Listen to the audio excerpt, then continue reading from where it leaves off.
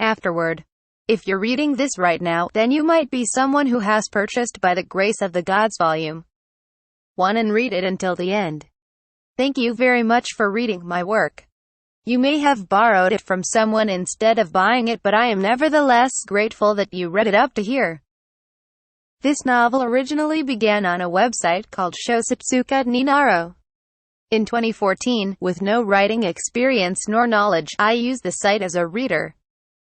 Having moved overseas, I was struggling with language barriers and cultural differences, the passing of time leaving me estranged from my friends and feeling lonely.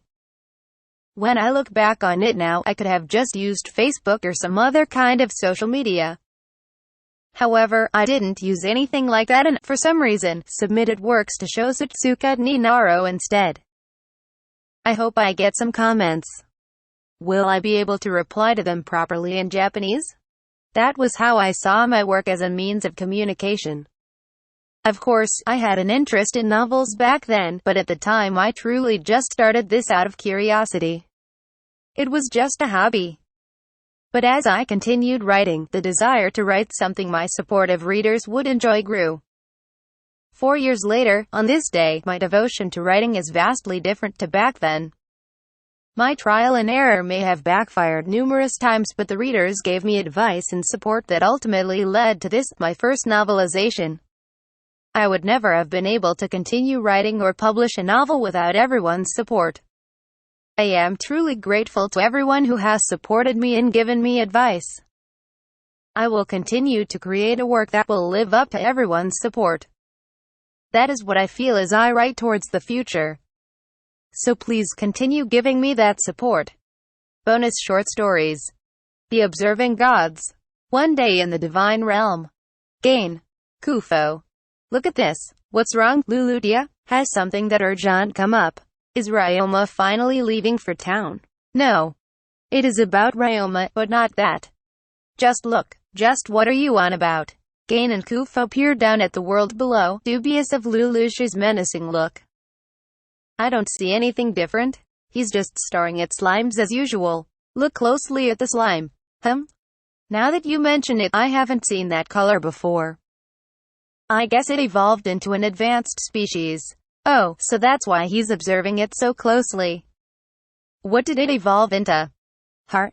Gain, I've never seen this species name before. What? You're right. Scavenger slime. Did such a species exist in this world? I just confirmed it, there's no precedent. Which makes it a new species? Wow. It's been a long time since a new species of slime appeared. In exchange for being the weakest living creature, these monsters have high adaptability to their surroundings. They existed long before mankind, so pretty much all the evolutions should have happened by now. I looked it up, and it would basically take a miracle for this to happen. Look, Luludia waved her hand airily, summoning a parchment before the other two gods. Whoa. Wouldn't it take a tremendous effort to do this intentionally? Gather the waste and remains of plant and animal material together in one location, then select slimes that favor that material. Germs mixed into the ashen soil added to reduce odor also come into play. The minimum conditions needed for an environment where waste can easily break down and return to the ground. But even then, there's still a higher chance of evolution into a different species. I doubt Ryoma planned this intentionally either. If it hadn't been a scavenger, what would it have turned into? Wouldn't there be a higher chance of a sludge slime or sewage slime? There are some places where advanced slimes like that live like normal. There's also a possibility of the virus slime. There's a lot of bacteria and pathogens too, after all. I can think of a few more as well. The conclusion the three gods arrived at was that the chance of a new species being born was extremely minuscule. It doesn't look like he's realized how rare that is himself. But he looks like he's having fun. Shall we tell him if he ever obtains the oracle skill? Well, in his case, I'm sure he could be happy no matter the slime. The three gods laughed together at the pleasant conversation. However, several months later. Hey, Gain, Luludia. Another new species has been born. Heart? Not that it's a problem. If anything, it's a joyous occasion, but was this always such a common occurrence? The gods were peering at the new cleaner slime had been born under Ryoma's care. A slime that mainly consumes skin matter, body fluids, and waste products of living creatures. There are some monsters that rely on other living creatures to survive. The cleaner slimes sound similar to those. Natural slimes dissolve everything, and they die before they can do that. I was surprised before with the scavenger slimes, but for another new species to be discovered in such a short time. Hey again, didn't you tweak Ryoma's luck a little when we were transferring him here? Could it be because of that? I did fiddle with it a little, but only so that the misfortune the earth god bestowed upon him wasn't brought to this side. There shouldn't be any clearly unreasonable acts of bad luck anymore, but I didn't bless him with the fortune to miraculously discover new species one after another. I see. Then maybe he's just lucky. Lucky. I wonder if that's true? Look over there, heart. Bandits. At this rate, they'll reach his area in a day or two. Didn't he encounter bandits 2 months ago too? It seems like his luck sways heavily from lucky to unlucky. It's curious. But bandit encounters are a plausible form of bad luck. And those bandits wouldn't be a problem for him anyway. At the end of further discussion, the gods decided to continue their days of observation. Until the day Ryoma eventually visited the church. Inside the storage room Forest of Ghana. In the storage room of the house that was carved from the cliff, Eliaria, 2 maids, and 4 escorts were helping Ryoma pack for their departure tomorrow. Master Ryoma. There is a large number of garments. What do you wish to do about them? Some are in a state beyond repair. Would you like to use them as spare rags? They've really been worn down beyond use. I guess they can be thrown, Ryoma thought. Feed them to the slimes. Understood. Then I'll place them with the other items for disposal. Please. There's so much stuff here. Is this really all from bandits? Hughes looked at the various bags piled in the storage room and asked. The number of bags at the end of his gaze far surpassed the odd 10 or 20. It was over 3 years. Are bandits really so frequent here that you could gather this much? Probably because of the water nearby. The convenient camping location must be one reason. And it's well known around here that this forest is comparatively safe. While no one would normally venture this far without reason, if it were bandits trying to avoid attention, then they may prefer to choose this route. So that's why there's so many items. I'm more surprised that Ryoma defeated this many bandits. Was mostly ambush. Have hidden exit in-house. No, but even still. Camille? That doesn't matter anymore. No matter the method, Ryoma really defeated them and survived until now. What's more important right now is to keep your hands moving, everyone. I understand. But there really is a lot of stuff. I try not to waste the things I hunt. Like he said, Ryoma didn't throw away anything from the bandits he defeated, instead abandoning them in the storage room. Even the leather bags he had no use for, he would try to feed to his slimes if possible.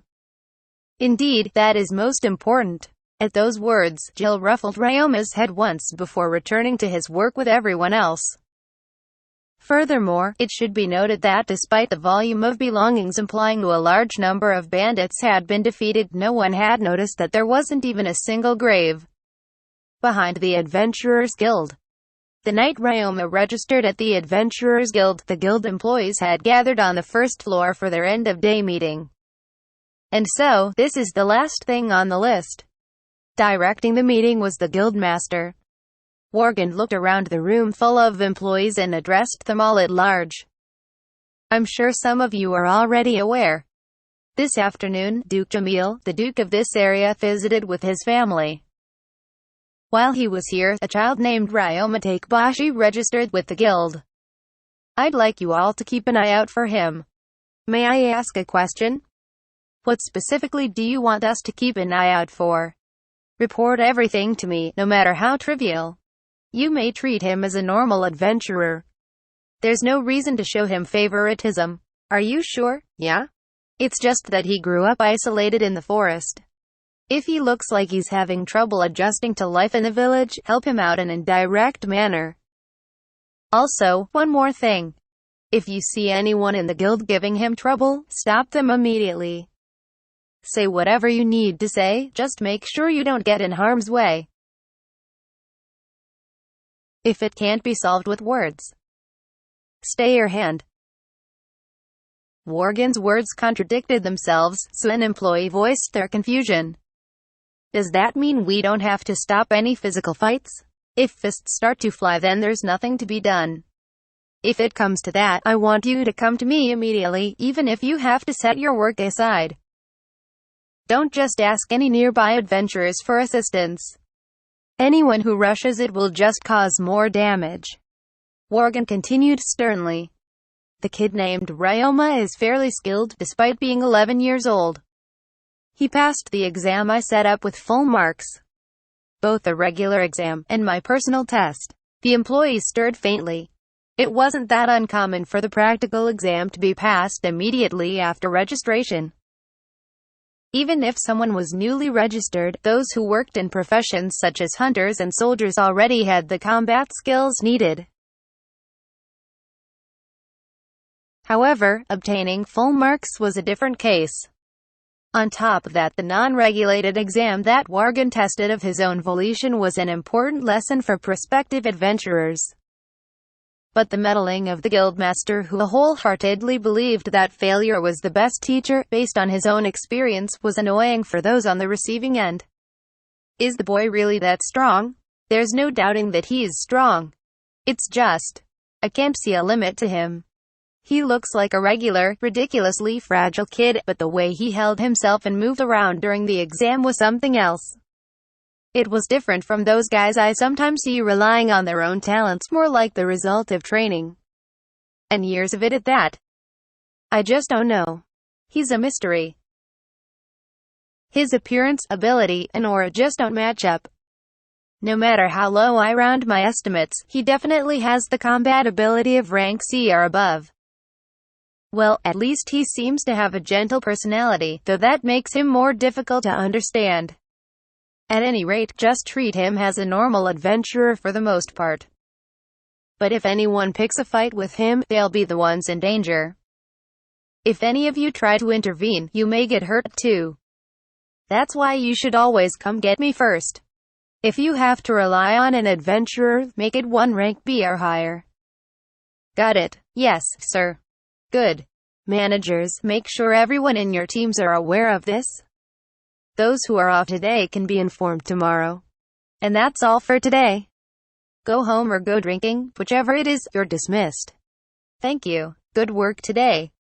Thank you for your work today. The employees all exchanged farewells with each other as they gathered their belongings and left the guild behind them. The next day, one employee was visiting the guild master's office. Excuse me. I've brought the documents. Thanks, leave them over there. Understood. Also, did something happen? I just saw the Ryoma boy you mentioned earlier accepting a job. Oh, already? What job was it? A cleaning job somewhere, I think. Cleaning? Yes, that's what he was talking about. I see. I wonder why he chose cleaning of all things. Maybe he wanted to pick something easy for his first job. He is a calm kind of person, so that might be it. But with all his abilities and experience living in the forest, I thought he would go for monster extermination or gathering herbs. Shall I bring the worker in charge here? No, there's no need for that. Could you pass on a message to send him here when he comes back to give his report? I'll ask him myself. Yes, sir. Thus, several hours later, Worgen met with Ryoma once again. He was yet to know that the new job he introduced would bring forth a shocking incident involving the whole town, and extra work to go with it. Efforts unknown. One day at the Adventurers Guild. How's the outcome so far? Anything leaked outside yet? Nothing yet. What about the old lady from the Merchants Guild? Did you deliver the antidote information Jeff brought? I sent a messenger, but they haven't returned yet. In the guildmaster's office, Worgen was talking to one of the employees with a strained face. That was understandable. They were right in the middle of a situation where one wrong move could cause the whole town to fall into chaos. And that situation had been handed to a single young adventurer who had volunteered himself to stop the chaos. Unable to visit the scene directly, they could only spend their time waiting in torment. Guildmaster, the merchants, send them in. Morgan didn't bother listening to the whole sentence before giving permission for the female employee to come inside and give her report. What did the old lady say? Did you confirm the antidote exists? Yes. The guildmaster over there and 2 of the employees in charge of medicines confirmed it. There's no mistaking that was the recipe for the IDK virus antidote. The Merchants Guild is immediately rounding up their medicine brewers to prepare some antidotes in case anyone is infected. I see. Did they say exactly how long it would take? The brewers will be ready to work today, but the recipe requires at least 1 day to complete. It seems like the remedy uses some complex processes, so much that the guildmaster commented on how impressive it was to know such a recipe. Not only that, but she was worried at how an adventurer knowledgeable about antidotes coincidentally found a rare disease before an outbreak. She questioned the possibility of it being an inside job. Well, that old lady hasn't met Ryoma directly yet after all. Her concerns are valid, but there's no possibility of that happening. I just can't see that kid as the type to do something so wicked. It isn't worth the risk just to earn points with the guild either. He didn't seem like the calculating type, but he should be able to figure that out. If she's bothered by it, she can meet him at some point and talk to him herself. As long as it's after all this mess is over, I won't intervene. Sorry, but please pass that last part on back to her. Are you sure? It doesn't really matter, does it? That old lady would be able to make up as many excuses as she needs to meet him. She hasn't lived so long just for show. Once she meets him herself, she'll realize she was just overthinking it. You told her the Duke's family backed him too, right? Even that old hag wouldn't try anything rash with that knowledge. She's always twisting things to her own convenience. It'd be nice to teach that senior citizen to worry a little too. It sounds like your personal matters have gotten mixed in there. Our guild master is no good at negotiating, after all. Getting back to the topic. For now, treatment is being prepared. Please make a list of adventurers in this town that have a decent level of disease resistance. Ryoma is the only one dealing with the disposal right now, but he's controlling a large number of slimes and using his magic at the same time. Who knows how long he'll last by himself. If Ryoma is rendered unable to continue, we'll have to swap in other people. Keep paying attention to the gossip and information circulating through the town. As soon as this gets out, it'll be chaos. Other than that, the public toilets in town have been sealed, right? Yes, we've told them they're being cleaned. The plan is to check them as soon as they've been cleaned, then reopen them if there are no issues. Good, please continue doing that. We have to give it our all and make sure this situation stays a secret too. Yes, sir. Just like the squad on the scene of the disposal. They were also working hard to maintain the town's peace where they could.